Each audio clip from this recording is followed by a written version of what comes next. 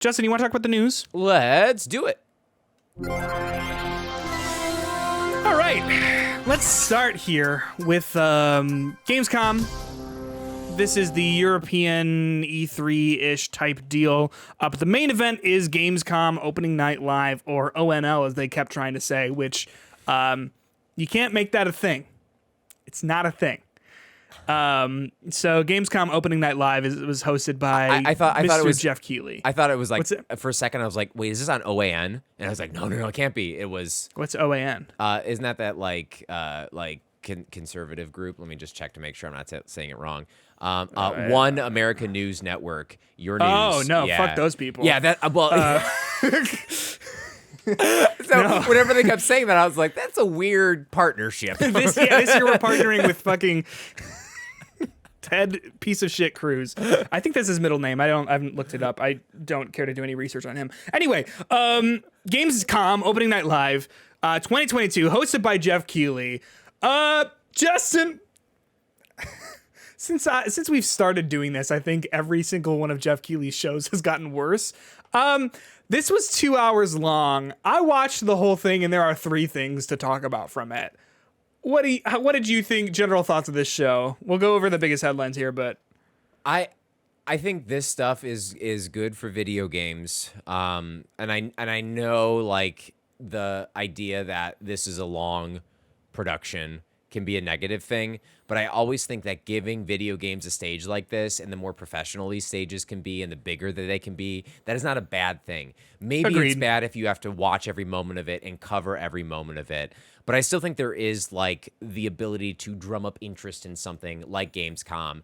And I think the production value of it was really high. And I think in a world where a lot of these traditional staged productions in video games are being replaced with streamed events, I appreciate this. And as unimpressive as some of these announcements were and the overall show was, I would not ask for them to get rid of it. I think it's a good thing for games.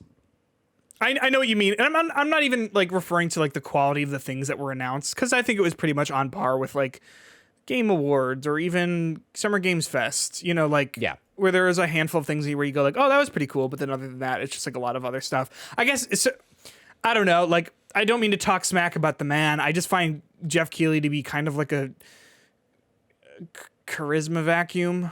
like I just don't find him to be particularly charming. The fact that every single announcement has to be a huge hype moment when it's like, Dune MMO. Like, you know what I'm saying? I'm not trying to shit on the guy. I'm just saying that, like, I think that the way a lot of this stuff is presented is a little bit like eye rolly for me, because he'll be like, who's excited for this? And you get like one guy in the back like, woo! And then like, he asked questions like 6 times in a row where he's like, who's excited to see this thing? And like, yeah, okay, all right, sure. Like 4 people are clapping. You know what I mean? Yeah. So it's just one of those things where I think you definitely feel the length of these showcases, in my opinion. Oh, and you do feel the length. And I think the one thing I get annoyed by is what is news and what is a commercial. And there's a fine line between that. And I think that stuff, I would rather it just be like, all right, and now we have a commercial for Old Spice, and like they're very clear about that. I would prefer that rather than being like, so is Genshin Impact doing something new, or are they just trying to get more people to play it? Like right. I'd rather that be more clear. I'm like typing away on my computer, like Red Bull video game. Red Bull. Oh, it's an ad. It's Red Bull game. Okay, yes. Red Bull card game. Deck builder. No, and it's a roguelike. Oh no, sorry, it's over. It's an ad. Taking notes on these shows can be just impossible. You don't have to do that, man. No, I swear. Someone else. 2 hours of your life. Someone else will do it. These shows are good to have in the background when you look up. Every single time, it's like, oh, here's a new thing. You look up and you go, oh, okay, and then you sort of move on. We saw, what's that? Oh, maybe I'm not upset with this because I listen to most of my content on 1.5 speed. That's the thing. I was watching it live. So your like, 2.5 hours was my 2 hours and 5 minutes. So there you go. Yeah. I'm the real sucker here. We saw a little bit more of Callisto Protocol. This was actually, I think, maybe like a little bit of a rough look at it, in my opinion, compared to the other times we've seen it. It still looks good. We saw a little bit of combat stuff. We saw Glenn Schofield came out and talked about how if you don't take out the enemies fast enough, they like grow new body parts and mutate sort of in front of your eyes, which I think is kind of cool. And then we saw a very 2011-esque scene of the main character sliding down a very, very long tube, sort of having to dodge out of the way by tilting the stick left and right, of like pillars. It wasn't even that exciting. He was just sliding down, and then he gets caught in like a meat grinder, and he gets pulverized. But yeah, I think this is one of those trailers that I saw, and this is the first time for the game I was like, ooh. Yeah, it was. It didn't look super polished. That said, like, that sort of visual polish is the last thing that goes onto a game. So like we still have 4 months until this game comes out, or more like 3.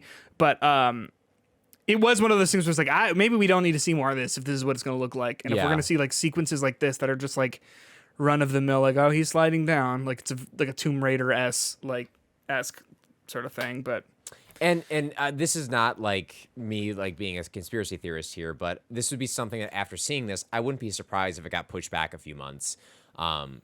Maybe just because of that. Like I the only reason I think they'd want to rush getting this out is to beat the Dead Space remake, which is not the reason to do that, because you don't want this to be the thing to set up the Dead Space remake to be like, oh my God, it's so much better. But, yeah.